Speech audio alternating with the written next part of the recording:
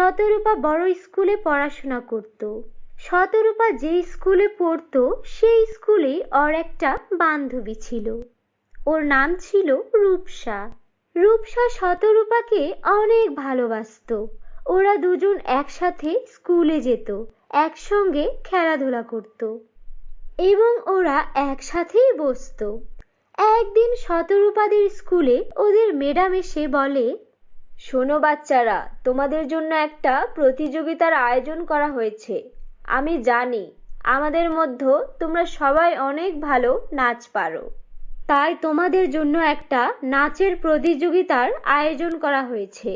তোমাদের মধ্যে যে সবচেয়ে ভালো নাচ করতে পারবে তাকে 1,00,000 টাকা পুরস্কার দেওয়া হবে। আশা করি তোমরা সবাই অনেক ভালো নাচ করবে। ঠিক আছে বাচ্চারা, পরবর্তী প্রতিযোগিতার জন্য প্রস্তুত হয়ে যাও। এই বলে ম্যাডাম চলে যায়। শতরূপা ও রূপসা এটা শুনে অনেক খুশি হয়। রূপসা শতরূপার চেয়েও অনেক ভালো নাচ করতে পারত।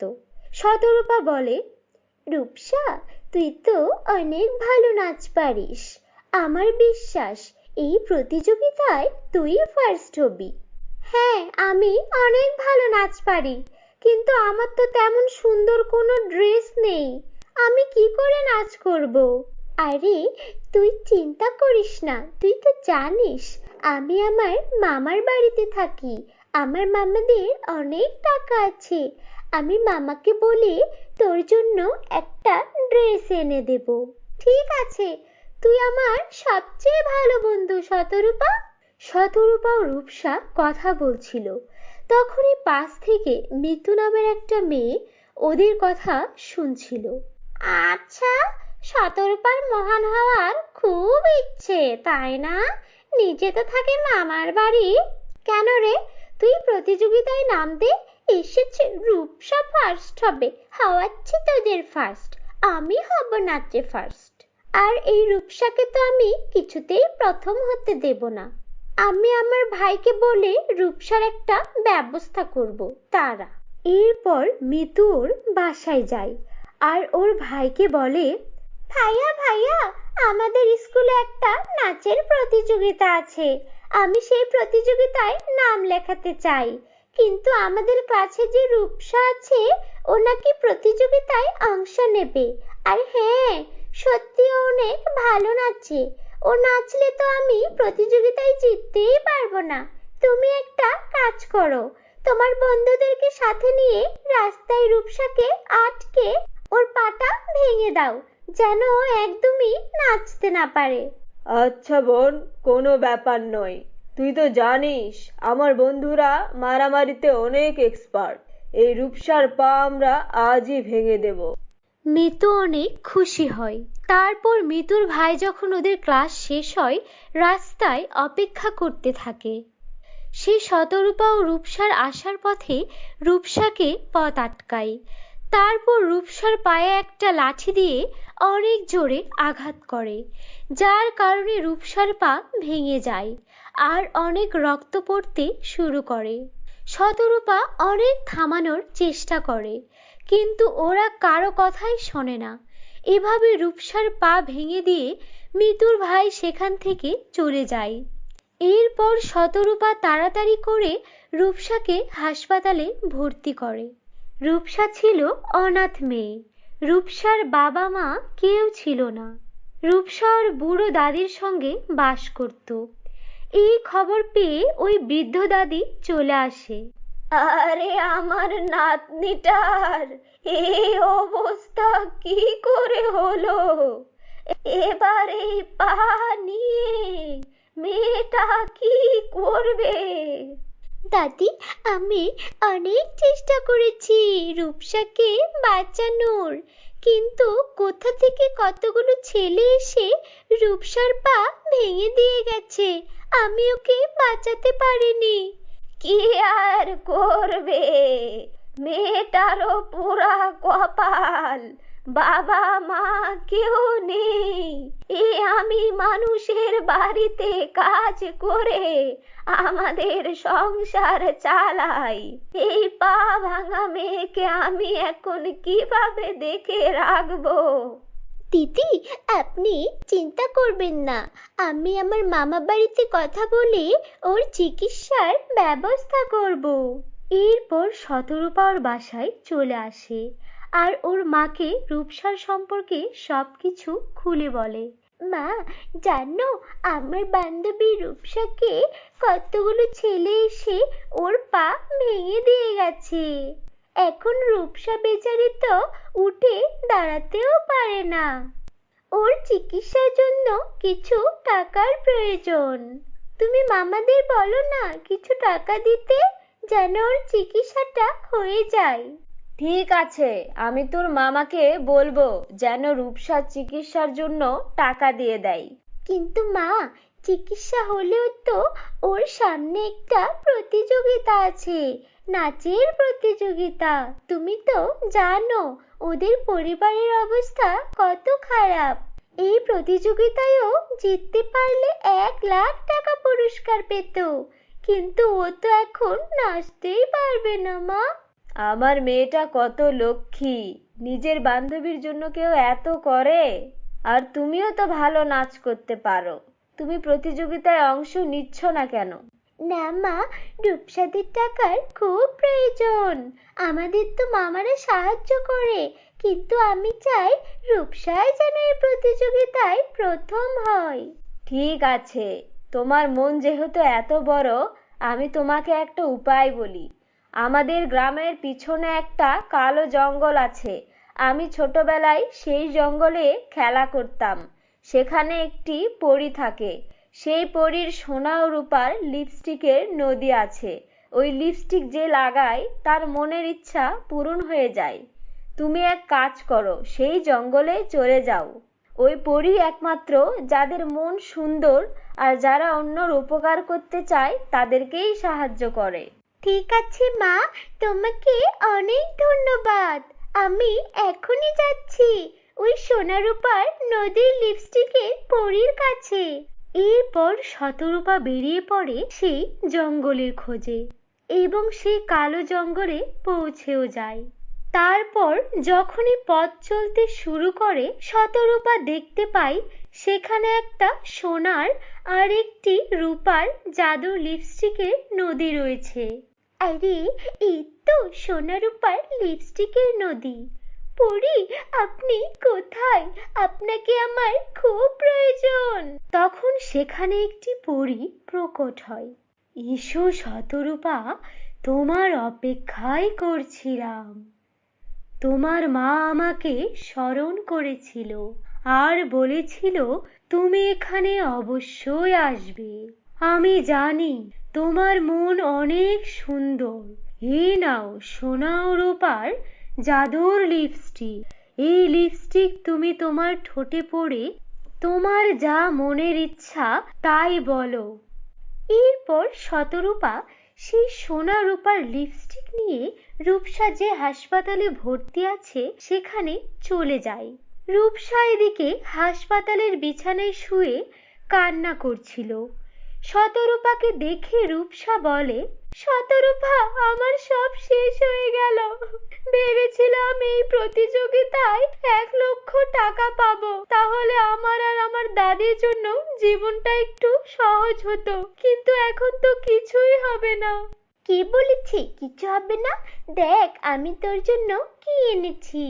শতরূপা সেই সোনা ও রূপার লিপস্টিকটা রূপসাকে দেখায়, আর যখনই ও সোনা ও রূপার লিপস্টিকটা ওর ঠোঁটে লাগায় তখনই রূপসা বলে, জাদুর সোনা রূপার লিপস্টিক, আমার বান্ধবী রূপার পাটা একদম ঠিক করে দাও। তো এতটুকু করতেই রূপার পা একদমই ঠিক হয়ে যায়। এরপর শতরূপা বলে, জাদুর সোনা রূপার লিপস্টিক, আমার বান্ধবীর জন্য একটা সুন্দর লেহেঙ্গা প্রকট করো। এটুকু বলতেই শতরূপার সামনে একটা সোনার লেহেঙ্গা প্রকট হয়।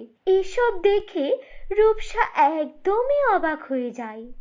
তখন শতরূপা সব ঘটনা খুলে বলে। সব শুনে রূপসা শতরূপাকে অনেক ধন্যবাদ দেয়।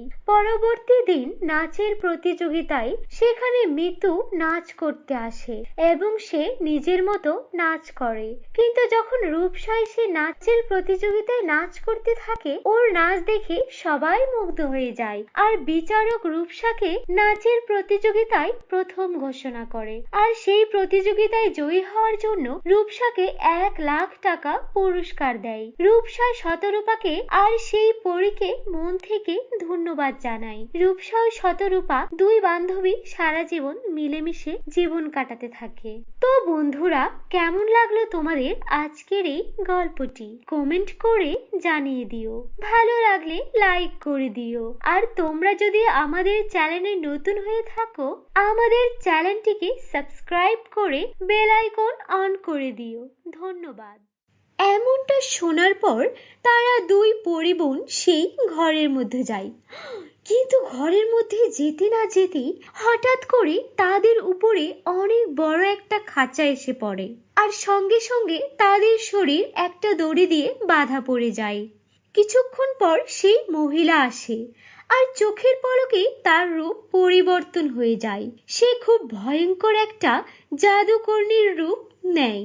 মনে আছে তোমাদের কয়েক মাস আগে আমার মনে আছে তোমরা কয়েকদিন আগে আমার মেয়েকে আগুনে পুড়িয়ে মেরেছিলে।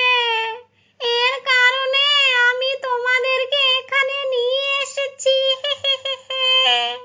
এখন তোমাদের দুজনকে মেরে আমি আমার মেয়ের মৃত্যুর প্রতিশোধ নেব। আচ্ছা, তুই চম্পা জাদুকর্ণীর মা, তাই তো? শুনে রাখ, তোর মেয়ে ছিল অনেক দুষ্টু। ও ছিল খুব নির্দয় একজন জাদুকর্ণী। জানি না কত মানুষকে মেরে ফেলেছে ওর বলি দিয়ে, আর ওকে আগুনে পুড়িয়ে আমরা অনেক ভালো কাজ করেছি, অনেক মানুষের উপকার করেছি। ভালোভাবে বলছি, ছেড়ে দে আমাদেরকে, নয়তো তোর পরিণতিও খারাপ হবে। তোর মেয়ের মতো তুইও আগুনে ঝলসে মরবি। তোদের যত ইচ্ছা তত শক্তি খাটিয়ে নে, কিন্তু কখনো এই খাঁচা থেকে বাইরে বের হতে পারবি না, বুঝলি? আমি কিছুক্ষণের জন্য জঙ্গলে যাচ্ছি। ওই জঙ্গলে বসবাসকারী যত জাদুকর্ণী আছে আমি সবাইকে ডেকে আনবো, আর আমরা সবাই মিলে তোদের দুজনকে কুচি কুচি করে খাবো। আর তোদের শরীরের যত মাংস আছে সব আগুনে পোড়াবো।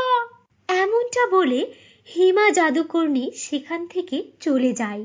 অন্যদিকে এক পরী আরেক পরীকে বলে, আমাদেরকে খুব তাড়াতাড়ি কিছু না কিছু একটা করতে হবে। যদি ওরা অনেকগুলো জাদুকর্ণী একসাথে চলে আসে তাহলে আমরা কিছুই করতে পারবো না। এরপর সেই দুই পরী সেই খাঁচা থেকে বেরোনোর অনেক চেষ্টা করে, কিন্তু দুর্ভাগ্যবশত তারা দুজনই ছিল জাদুর দড়ি দিয়ে বাঁধা, যার কারণে সেখানে তারা ব্যর্থ হয়। তাদের নিজেদের বাঁধন খুলতে পারে না আর সেই খাঁচা থেকে বেরও হতে পারে না।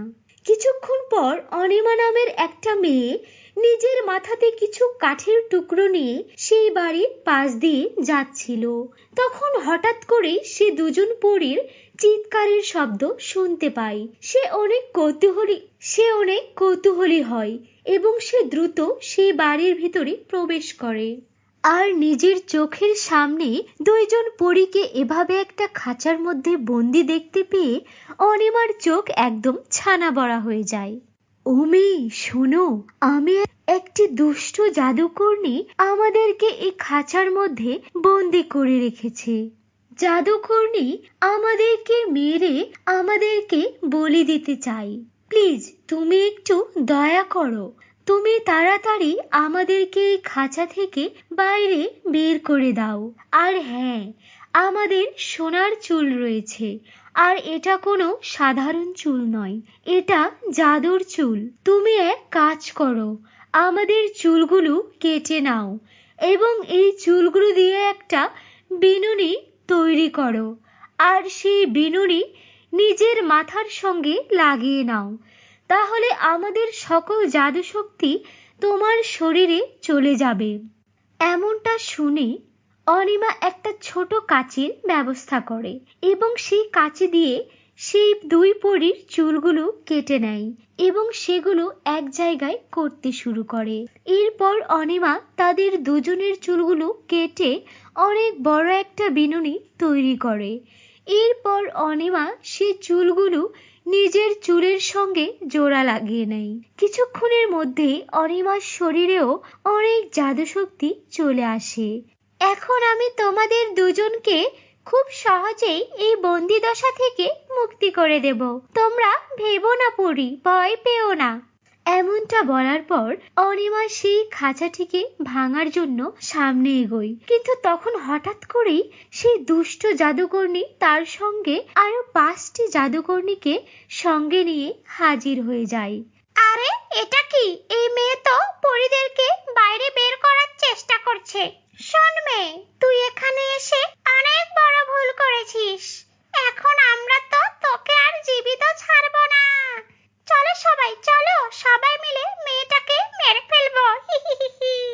হঠাৎ করে সেই মেয়েটি অর্থাৎ অনিমা তার জাদুর চুল থেকে কিছুটা চুল ছিঁড়ে নেয় এবং সেগুলো সে সেই জাদুকরী এবং তার সঙ্গীদের উপরে ফেলে দেয়। আর এরপরের মুহূর্তেই সেই জাদু চুলের শক্তিতে সে সকল জাদুকর্ণীদের আকৃতি অনেক ছোট হয়ে যায়। আরে এ তো দেখছি এই মেয়েটা তো আমাদের থেকেও অনেক বড় জাদুকর্ণী। এক মুহূর্তে আমাদের শরীর এতটা ছোট করে দিল। আমাদেরকে দেখতে খুব বেটে লাগছে। হিমা, তুই আমাদেরকে এই বিপদের মুখে ফেলে দিলি। হ্যাঁ রে, তুই ঠিক বলেছিস।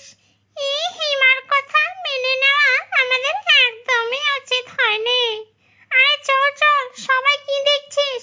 এখান থেকে তাড়াতাড়ি পালিয়ে চল, নয়তো মেয়েটা আমাদেরকে জালে মেরে ফেলবে।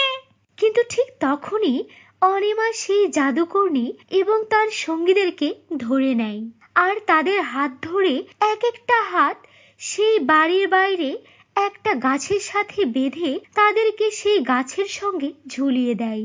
এরপর অনিমা নিজের জাদু শক্তির দ্বারা সেখানে অনেক বড় একটা মশাল হাজির করে এবং সেই মশালের সাহায্য সে সেই সকল জাদুকর্ণীর গায়ে আগুন জ্বালিয়ে দেয়। আর দেখতে দেখতে সকল জাদুকর্ণীরা পুড়ে একদম ছাই হয়ে যায়, তাদের অস্তিত্ব বলে আর কিছুই থাকে না।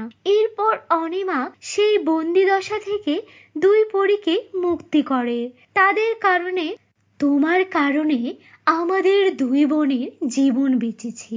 এর কারণে এই জাদুর বিনুনিটা তুমি উপহার স্বরূপ আমাদের পক্ষ থেকে তোমার কাছে রেখে দাও, আর আমাদের মাথাতে আবার নতুন চুল গজিয়ে যাবে। এরপর তাড়াতাড়ি পরিবন আবারও পরিলোকে ফিরে যায়। অন্যদিকে জাদুর সেই বিনুনি পাওয়ার কারণে অনিমার জীবন পুরোপুরিভাবে পরিবর্তন হয়ে যায় এবং সে শুধু নিজের একার জন্য সেই জাদু শক্তির ব্যবহার করেনি, সে নিজের জন্য এবং সকল অসহায় মানুষের জন্য সেই জাদু শক্তির ব্যবহার করেছে। এরপর অনিমা বড়লোক হয়ে যায় এবং হাসি খুশিতে নিজের জীবন কাটায়। তো বন্ধুরা, কেমন লাগলো তোমাদের আজকের এই গল্পটি? কমেন্ট করে জানিয়ে দিও। ভালো লাগলে লাইক করে দিও। আর তোমরা যদি আমাদের চ্যানেলে নতুন হয়ে থাকো, আমাদের চ্যানেলটিকে সাবস্ক্রাইব করে বেল আইকন অন করে দিও। ধন্যবাদ।